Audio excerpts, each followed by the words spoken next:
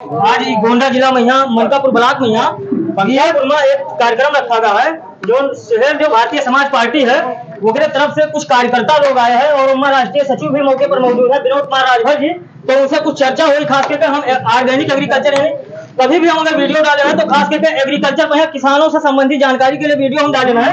तो यह चीज का ध्यान दिया जाए कि यहाँ पर राष्ट्रीय सचिव जी हैं और इनसे बात कर रहे खास करके किसान के जो समस्या है वो समस्या का निदान कैसे हुए और वही बात पर विचार विमर्श हुई। और देखा जाए तो भारत देश जो है वो 70 से 80% कृषि प्रधान देश है, लेकिन ऐसी समस्या आ चुकी है किसान के बीच में यहाँ कि जो नई जनरेशन का नवा पीढ़ी के लोग हैं वो कहीं ना कहीं खेती की तरफ से पलायन करत हैं। और समस्या यहाँ खड़ी है कि जो सुख सुविधा आवत है खेती से संबंधित तो कहीं ना कहीं वो सरकार पूर्ण रूप से धरातल पर यहाँ ना लाकर कहीं ना कहीं बीच में यहाँ अटक जाता है और किसान वही चीज से बड़ा परेशान है। तो राष्ट्रीय सचिव जी हैं, उनसे कुछ सवाल जवाब हुई और किसान भाई लोग खास करके वीडियो ध्यान से आप लोग देखा जाए क्योंकि आप लोग के व्यक्ति विशेष है। तो देखा जाए तो कहीं ना कहीं प्रधानमंत्री नरेंद्र मोदी जी का एक सपना है, एक मतलब नीचे से लेकर ऊपर से लेकर नीचे तक पहुंचाने का आवाज है कि किसान का आय अगर दोगुनी हो तो कैसे हो। तो राष्ट्रीय सचिव जी आपसे एक ही सवाल किए थे, निराकरण कैसे इस समस्या का मतलब हल कैसे है कि किसान का आय दोगुनी कैसे हुए किसान के। आपके चैनल को बहुत बहुत धन्यवाद। आपने बड़ा अच्छा क्वेश्चन किया है।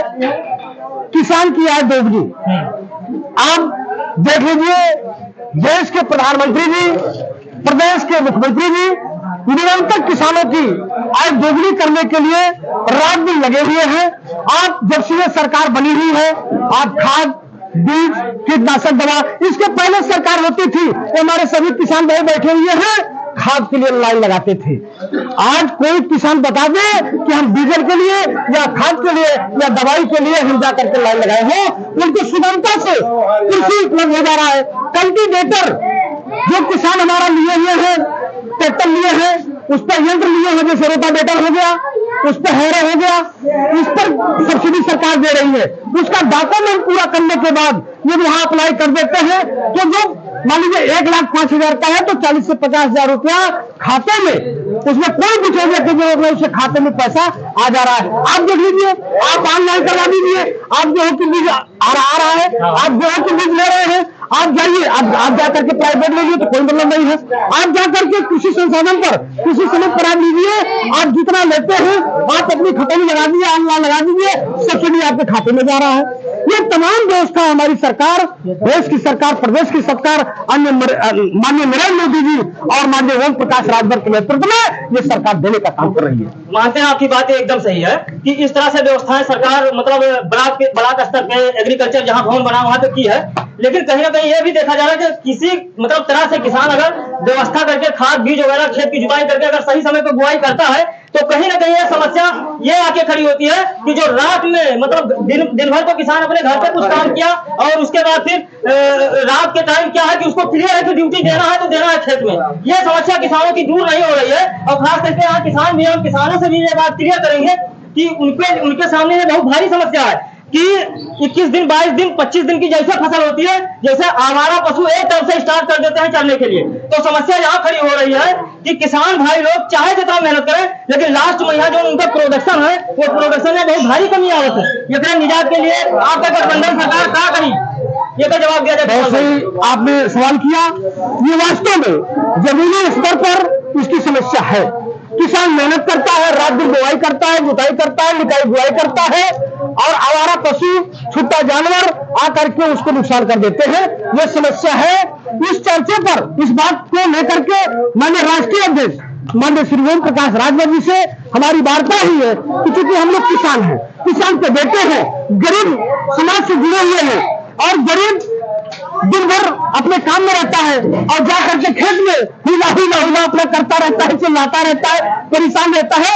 नेताजी ने कहा है घबराइए मत, सदन चलने दीजिए और सदन में उसको मैं दमदारी के साथ उठाऊंगा कि सरकार इन पर क्या कर रही है। और सरकार ऐसे पाबंदी शुरू कर दिया है। आप देखे होंगे कि हर जनपद में ब्लॉक वाइज, अभी शायद तहसील वाइज है, तहसील वाइज एक गाड़ी जो छुट्टा पशुओं को पकड़ना पे आप टेलीफोन करेंगे या समस्या ब्लॉक स्तर पर बताएंगे, वो गाड़ी आती है और उसको भर करके ले जा करके कहीं ना कहीं उसको फैसले केंद्र बनाए गए हैं, तो कुछ तो ईमानदारी से चल रहे हैं, कुछ नहीं चल रही है।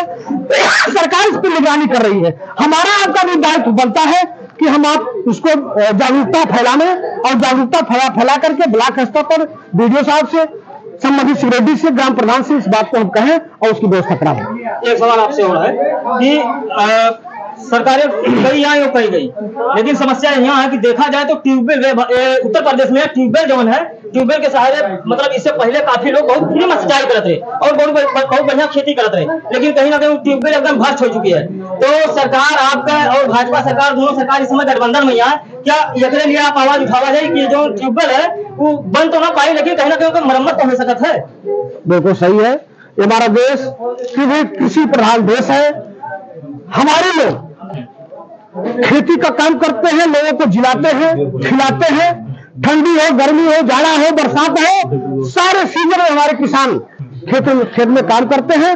रही सवाल ट्यूबवेल की, ट्यूबवेल यदि खराब है, नहीं चल रहा है, नाली बनी हुई है सिंचाई का, कहीं ना कहीं नहीं चल रहा है, कहीं चल रहा है, उससे हो रहा है। और सरकार जो ट्यूबवेल हमारे खराब है, आप इसको लिख करके दीजिए। मैं दावे के साथ कहता हूं, हमारे राष्ट्रीय अध्यक्ष माननीय श्री ओम प्रकाश राजभर जी उस पर सदन से लड़ करके माननीय मुख्यमंत्री के समक्ष इस बात को रख करके उस ट्यूबवेल की मरम्मत कराना हो, चाहे ट्यूबवेल लगवाना हो या चालू करवाना हो, उसको निश्चित तौर पर करवाएंगे। अभी आप एक बात बोले थे, जब भाषण दे रहे थे तो उसमें आपने ये बोला था कि जैसे अगर किसान का लड़का अगर पर नौकरी नहीं पा रहा है तो कहीं ना कहीं अगर वो जानकार रहेगा तो खाद बीज का ही काम वो कर लेगा, पढ़ के लाएगा, अपने खेत में डालेगा।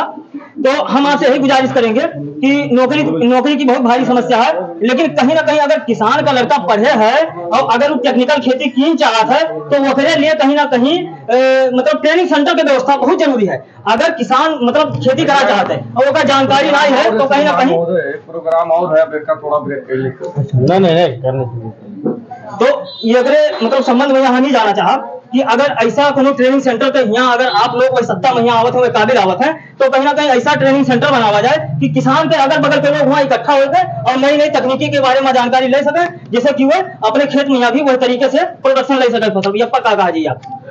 वास्तव में मैं मान गया, आप और आपका चैनल वास्तव में किसानों का हितैषी है और इसी तरह से आपका चैनल, आप अगर किसानों की आवाज बुलंद करते रहे तो निश्चित तौर पर किसानों की सारी समस्याएं दूर होगी। और आज मैं नोट कर ले रहा हूं, इस बात को मैं राष्ट्रीय अध्यक्ष जी को आज ही सेंड करूंगा कि माननीय राष्ट्रीय अध्यक्ष जी, मैं पार्टी के 21वें स्थापना दिवस को बीरपुर जनपद गोंडा में गया था और बीरेपुर हमारे पत्रकार साथी ने इस सवाल को उठाया है और ये जरूरी सवाल है, इसको लागू होना चाहिए, इसको करना चाहिए। मैं आपकी बात माननीय राष्ट्रीय अध्यक्ष जी से जरूर कहूंगा और इसको करवाऊंगा।